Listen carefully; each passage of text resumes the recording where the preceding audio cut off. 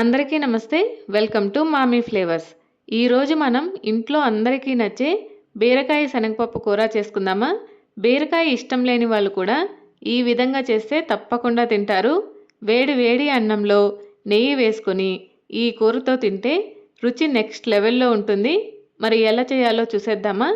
ముందుగా దీనికి అరకప్పు శనగపప్పుని శుభ్రంగా కడిగేసుకుని 1 గంట సేపు నానబెట్టుకున్న తర్వాత కుక్కర్లో వేసుకొని 1.5 కప్పు వాటర్ పోసేసుకొని కుక్కర్ మూత క్లోజ్ చేసి పప్పు మెత్తగా ఉడికేంత వరకు ఉడికించుకోవాలి.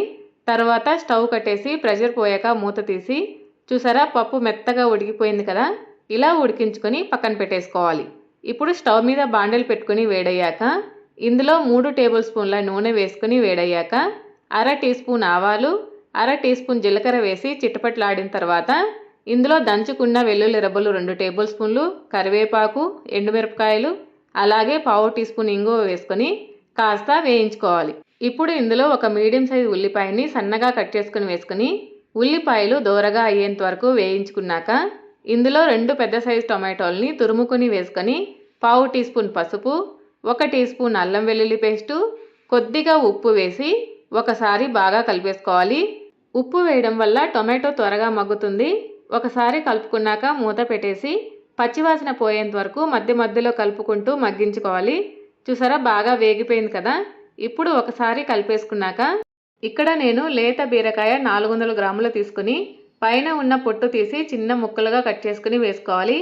ఇందులో 2 టీ స్పూన్ల కారం, 1 టీ స్పూన్ ధనియాల పొడి వేసుకొని ఒకసారి బాగా కలిపేసుకున్న తర్వాత మూత పెట్టేసుకొని మీడియం ఫ్లేమ్లో 10 నిమిషాల పాటు మధ్య మధ్యలో కలుపుకుంటూ మగ్గించుకోవాలి. 10 నిమిషాల తర్వాత చూసారా బీరకాయ బాగా మగ్గిపోయింది కదా.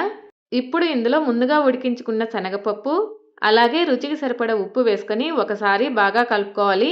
టొమాటో మగ్గించడానికి కూడా కాస్త ఉప్పు వేసాం కాబట్టి చూసుకొని వేసుకోండి.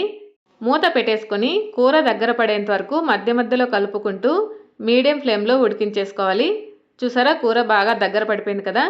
ఇప్పుడు ఇందులో సన్నగా కట్ చేసుకున్న కొత్తిమీర వేసేసుకొని ఒకసారి కలిపేసుకుంటే బీరకాయ శనగపప్పు కూర రెడీ అయిపోయినట్టే. ఈ కూర అన్నంలోకైనా చపాతీలోకైనా చాలా బాగుంటుంది. మీరు కూడా ట్రై చేసి ఎలా వచ్చిందో కామెంట్ సెక్షన్లో చెప్పండి. ఈ వీడియో కనుక నచ్చినట్లయితే ప్లీజ్ లైక్ చేయండి, షేర్ చేయండి, అలాగే సబ్స్క్రైబ్ చేసుకుని సపోర్ట్ చేయండి. Thank you.